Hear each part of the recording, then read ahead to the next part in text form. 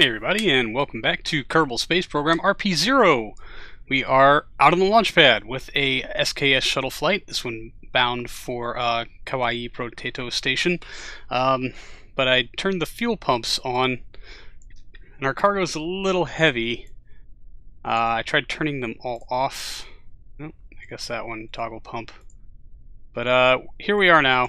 Relative inclination is good. I've decided to just kind of work around the problem in that we're going to light our OMS engines here at launch, and we're probably going to ride them most of the way up and hope that that burns off a little bit of our fuel and gets us within our delta V margin.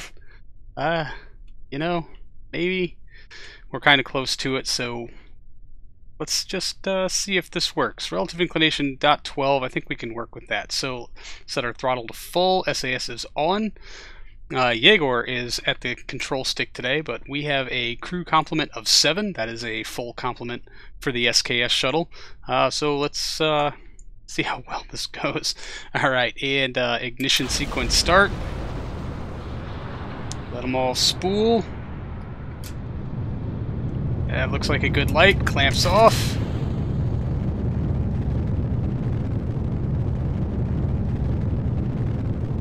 Oh, please don't touch the clamps. Please don't touch the clamps. Travel in a vertical-like motion, please. Oh, 1.04 off the pad. Is not happy with me at all. Let's engage RCS. Because why not? We need to dump as much fuel out of the back as we possibly can.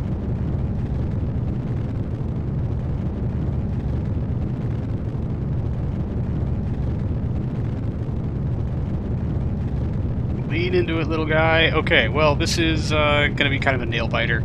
I guess I should probably focus on what I'm trying to do here. Hopefully, I'll catch all of you either in orbit or on the transatlantic abort path. Yeah, things leveled out a little bit once we got going, I guess. Built up a little bit of speed. We were actually able to keep our relative inclination somewhat in check, despite me letting it go off way too far for a little while here. But once we got some speed under our belt, things got a lot more stable, a lot more usable. I think it's... the Delta V figures are not quite accurate.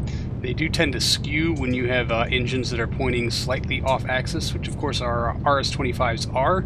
They're kind of shooting at the middle point between a full EFT and an empty EFT, so Mech Jeb and KSP kind of collectively figures that they're not very well placed engines and therefore will give you less delta V.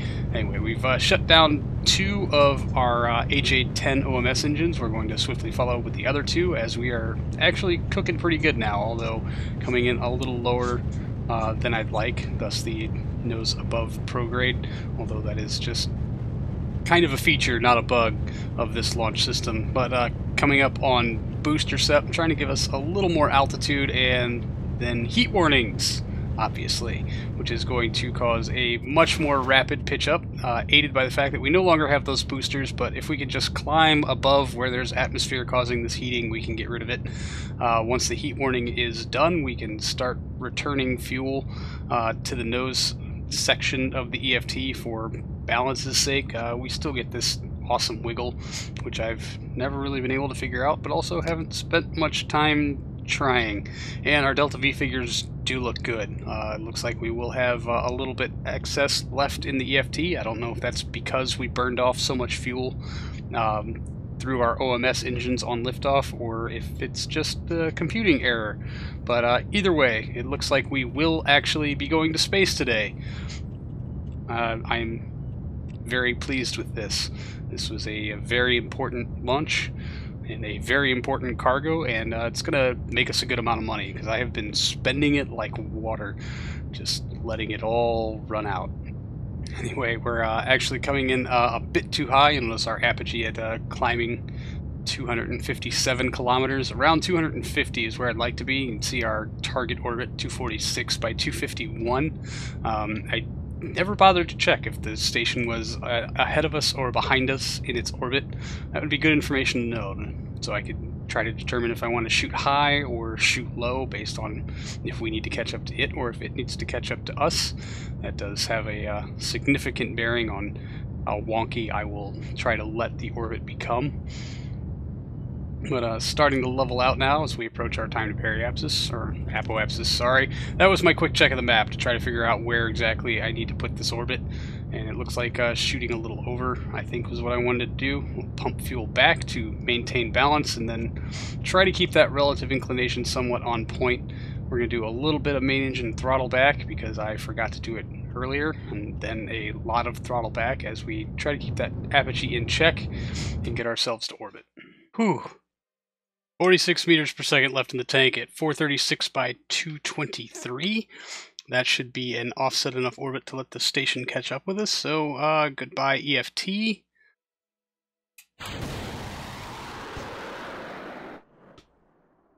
Fantastic. Alright, so let's, I guess we should probably get angled into the sun here. And,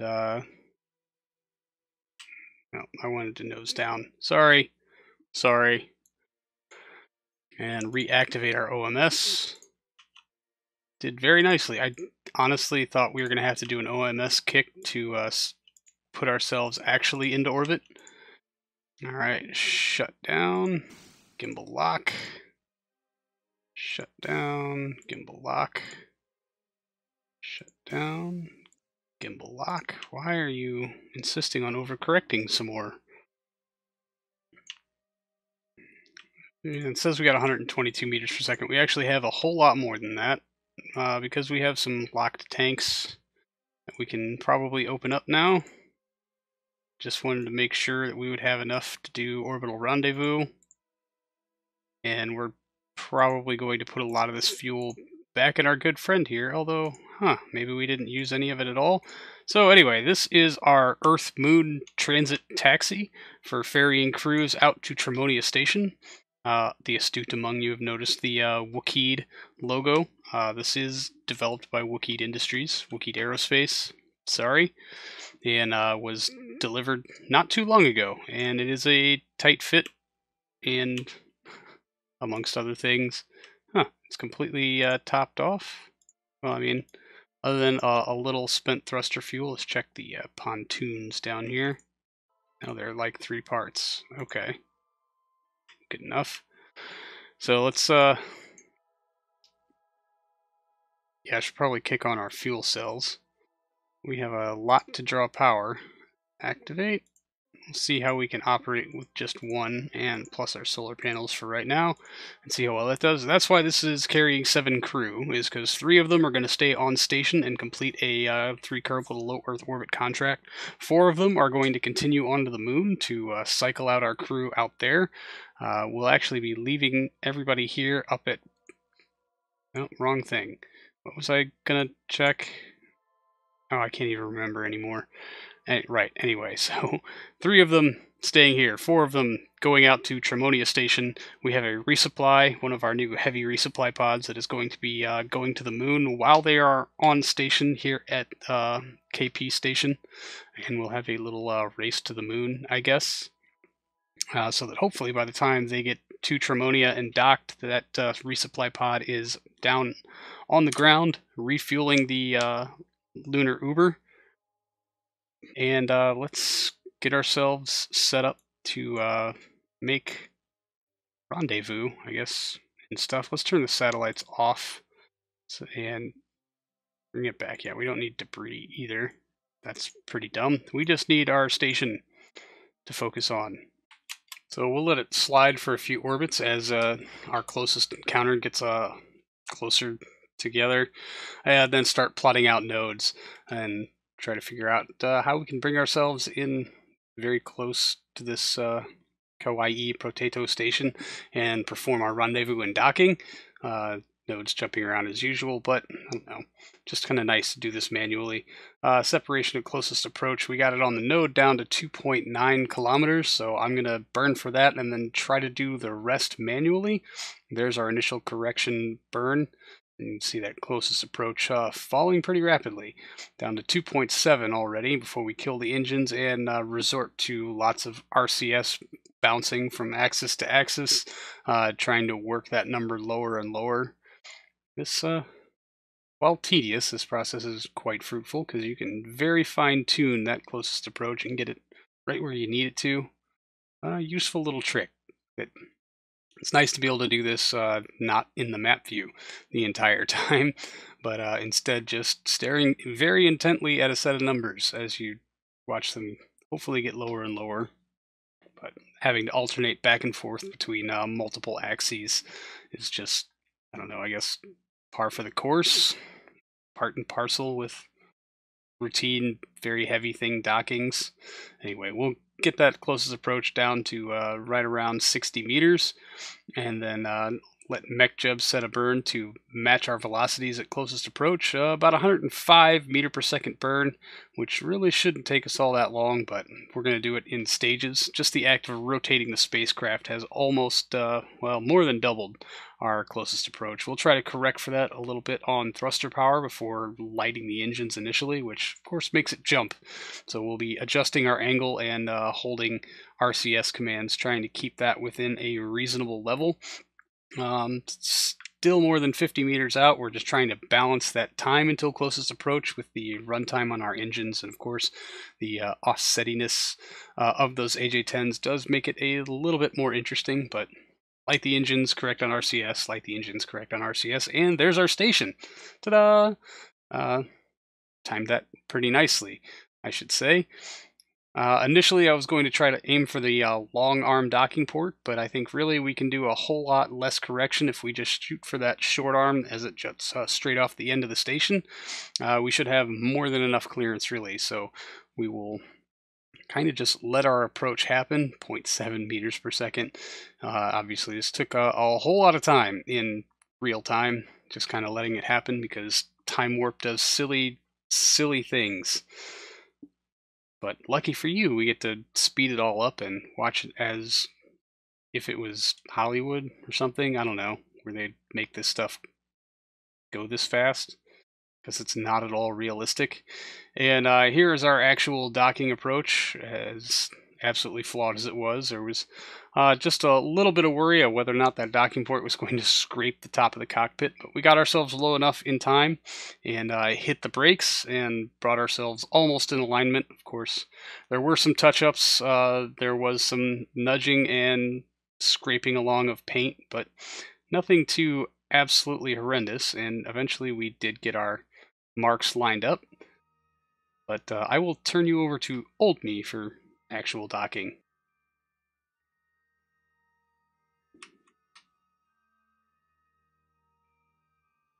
Docked. Excellent. That was mostly painless. Nothing is spinning. We didn't have to time warp Palooza. And so now we can move our crew. And I don't really know how they would connected living space into this. Maybe we should put it in attached to this node facing. Yeah, anyway. So we're going to have to EVA our less experienced, or our more experienced, sorry, because they're going to the moon. So they're required to be like level 1. Alice, EVA. I guess she's really the only one that has to EVA, because the rest of them can move through the station into our transport shuttle after it has docked with the station. Have probably quick saved. You know, whichever. We'll get her done. That's all that matters. But we'll get in here and get a good systems check going.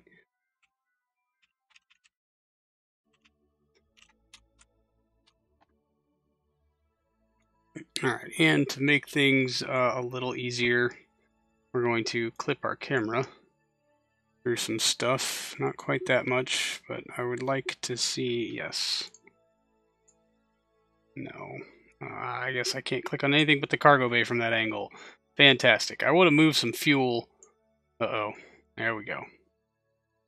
Out of the bus here. and over to the station proper, basically just as a method of making docking a little easier. As you know, it'll be a lot lighter and such.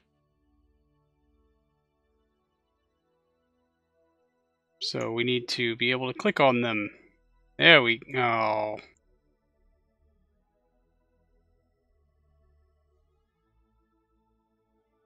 In.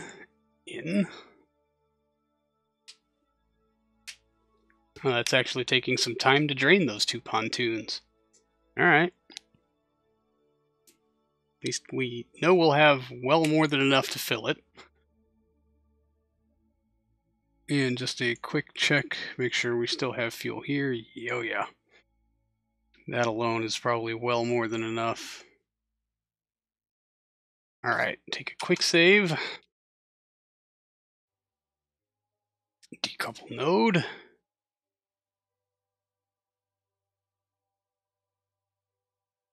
Alright, a little nudge. I don't know where that came from, but alright.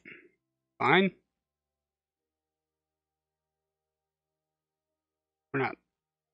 We're not stuck. We're just awkward.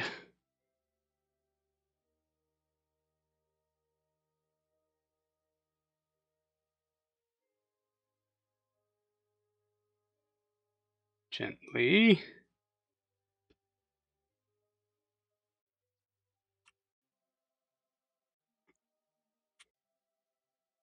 Oh, I should have checked it for electric charge. Don't scrape the paint. Millimeters. Even. Oh boy. Set as target.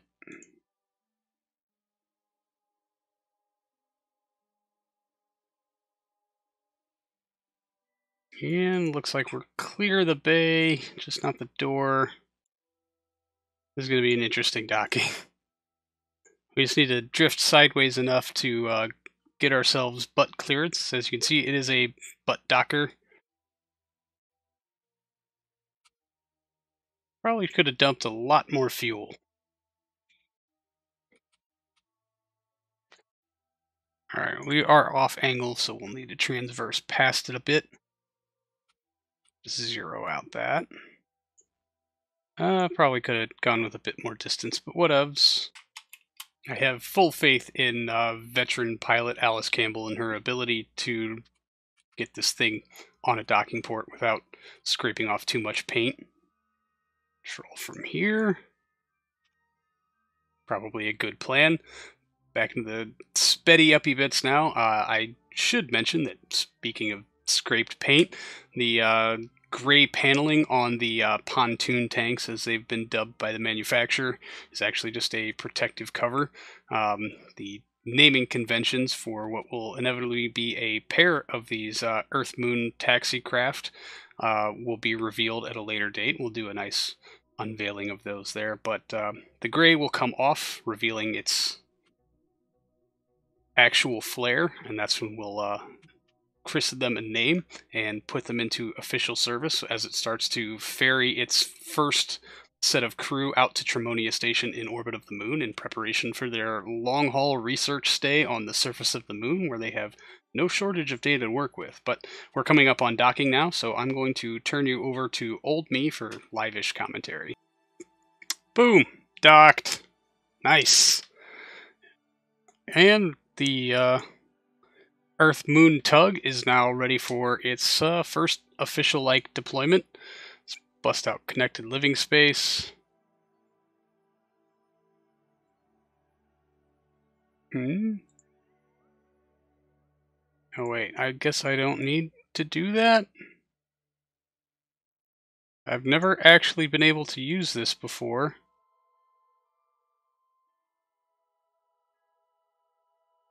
Crew hatch. Alright, so I think these three are going. Let me just verify down here.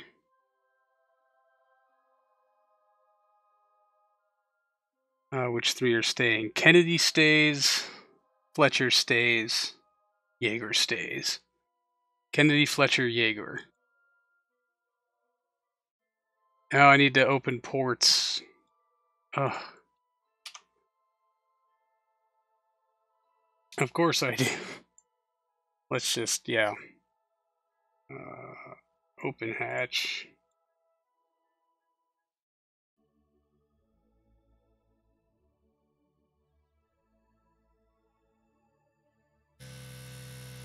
Okay, that's a weird noise for crew transfer. Transfer interrupted. Move to Mark II. Okay, hey, good, she made it. Oh, good. And the graphics sticks. That's interesting. Transfer.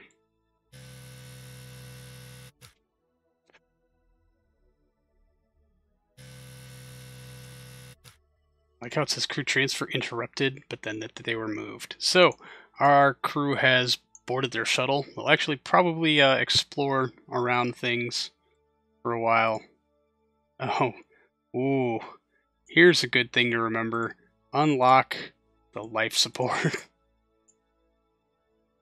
Please and thank you. I'll probably go through and top off all of our other things and then refuel stuff. We can probably move some fuel from the shuttle itself just to top off this tank, because why not? The more fuel we can have on station up here, I think the better off we will be. Oh yeah, lots and lots and lots of fuel up there. Fantastic. What about this mid-tank? Oh, it's locked. That's interesting.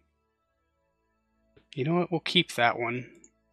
And that one's empty, so these two will be our deorbit and RMS fuel supplies. Oh, we still have this tank empty. Perfect. All right, well, they're going to sit up here probably about 30 days or so while we get our resupply tug deployed to the moon. So, a successful deployment of our new Earth-Moon tug. This is absolutely fantastic. We'll top off this life support supplies before we head off also, because we're going to have way too much in this shuttle for what we need it for. Anyway, that's going to do it for this episode, everyone. Thank you so much for hanging out. I really do appreciate it, and I will see all of you in the next one. So, until then, see you later.